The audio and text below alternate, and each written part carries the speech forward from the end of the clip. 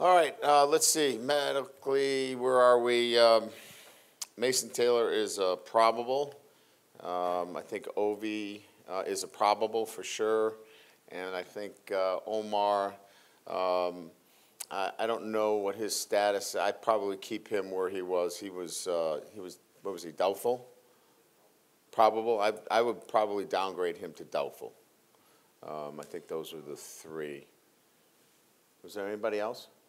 That's it. Those are three. Other than that, guys prepared.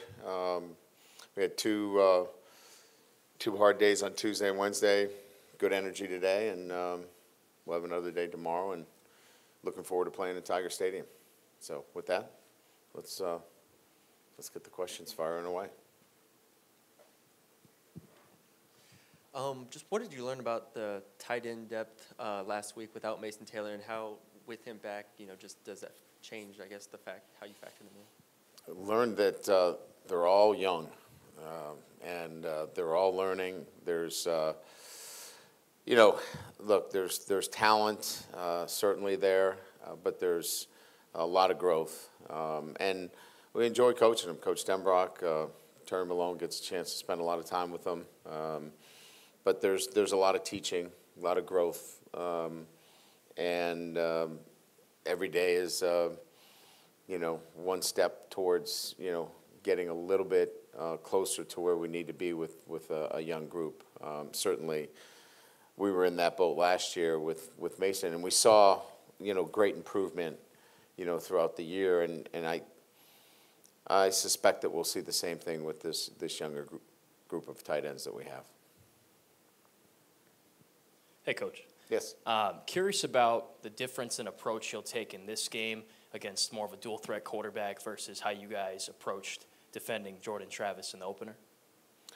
Yeah, so, your defensive game plan certainly has to change a little bit when you don't have the threat of read option, certainly a quarterback that can get out on the perimeter and break, contain, and extend plays. We were much more concerned with some other things that Rodgers brings relative to experience, and we weren't really sure relative to the offensive structure, and you have to prepare for some other things in terms of third down and nickel and things of that nature, and dime. But yeah, the primary concern here is his dual threat, and so similar to Jordan Travis, who we played at Florida State, you have to have, those mechanisms within your defensive structure. So, we'll pull some of those things, and we did this week that, that you have to have on alert, for your defense. Coach, right here, it kind of feels like Arkansas offensively makes you play gap assignment sound football. Is that something that you guys have kind of maybe turned up a notch? And some of the guys we talked to said they didn't really feel like they did that well in week one. And where do you feel like they are progressing, kind of just staying true to their roles? Yeah, I would look towards a lot of new players that played in the first game, similar to the year before. And we saw steady improvement in our defense. I think you're going to see the same thing, is that as these guys continue to evolve in their roles and get more comfortable with the structure, the defense is a little bit different than what we ran last year relative to, what we're doing. And the roles are starting to become much more consistent. So, I think we've identified the things that we need to improve on. And when you have that kind of focus going into practice each week, it really allows you to sharpen the edge, if you will, relative to what you need to do defensively. Hey, Coach, up here, after the game against Florida State, you told us you believe this team was not what you thought they'd be, right? Now, what can you say about the strides that this team has made to not only bounce back from that loss, but put yourselves back into the conversation of being the nation's elite? Yeah, look, we're still trying to find consistency in who we are. Again, when you talk about the identity of a football team, you make some assumptions about your football team, and I think I made some assumptions that were not accurate, and that was really a fault of mine in terms of the way I prepared the football team.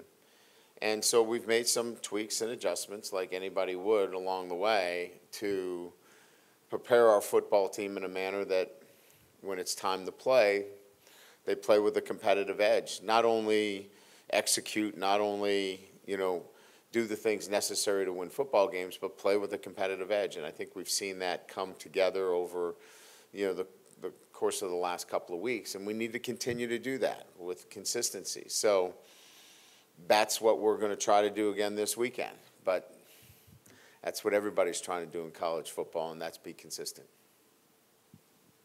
Hey, Coach, Arkansas's pass rush really affected the game last year, and they come into this game leading the SEC in sacks. How does that kind of affect the game plan offensively? Well, I mean, it affects it each week. You're always looking in the SEC as to how you protect your quarterback. And, this defense is no different. They have a new defensive coordinator. They have, two of the top 10 pass rushers, in terms of statistics, in the SEC. So, we clearly understand the challenges and maybe,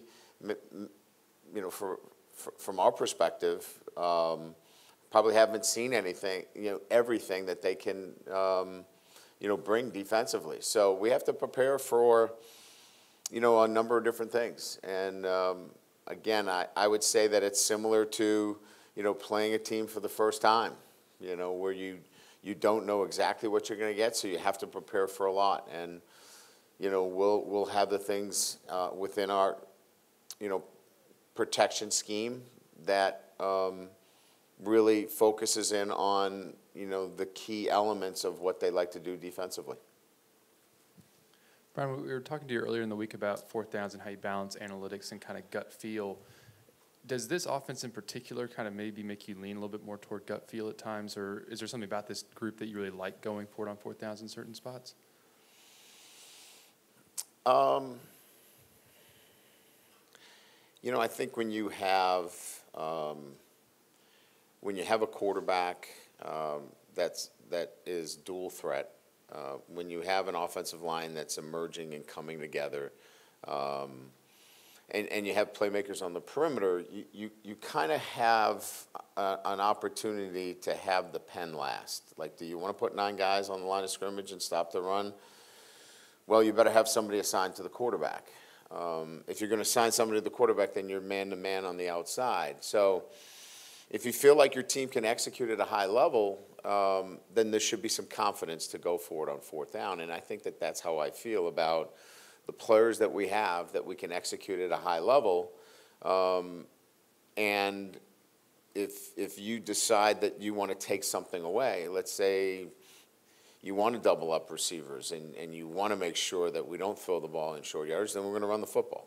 So I think that that's probably how I feel with the other things that I mentioned, analytics, the feel and the flow of the game as well, and where we are in field position.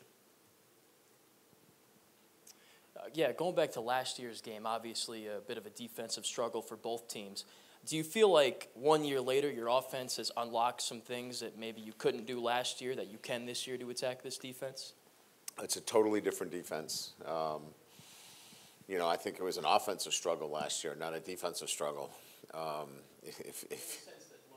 No, I know what you're saying, and I'm not saying anything about your question. I'm looking at it from a different perspective.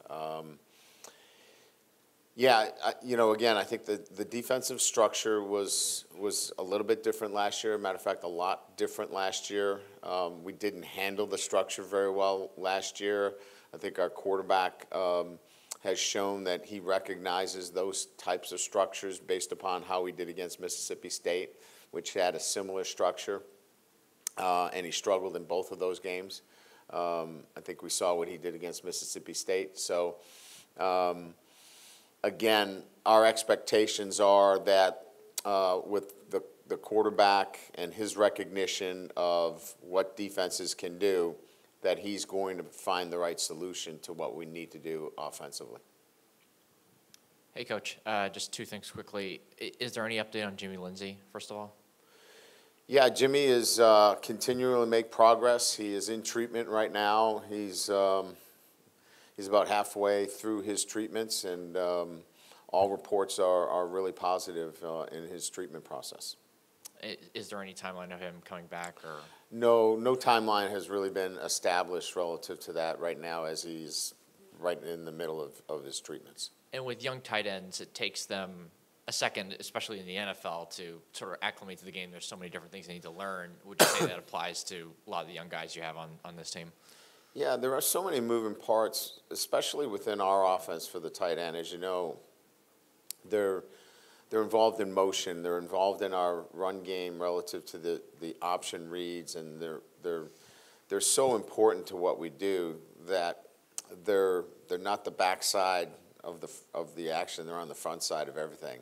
So we ask them to do a lot, and it does take a little while for them to get it. Excuse me. You mentioned doing things a little bit different relative defensively. Is that kind of in reference to maybe playing three backers and 4 DBs a little bit more than you all seemed to last year, or was that kind of game plan specific in the last couple of weeks? Well, part of it is obviously keeping Harold in the position of Sam linebacker. So when he's playing Sam linebacker, obviously you put yourself in a position where you're not playing quite as much nickel. Whereas if you played him inside, we played nickel virtually the whole game against Florida State. So we've decided that him playing the Sam linebacker position, puts us with,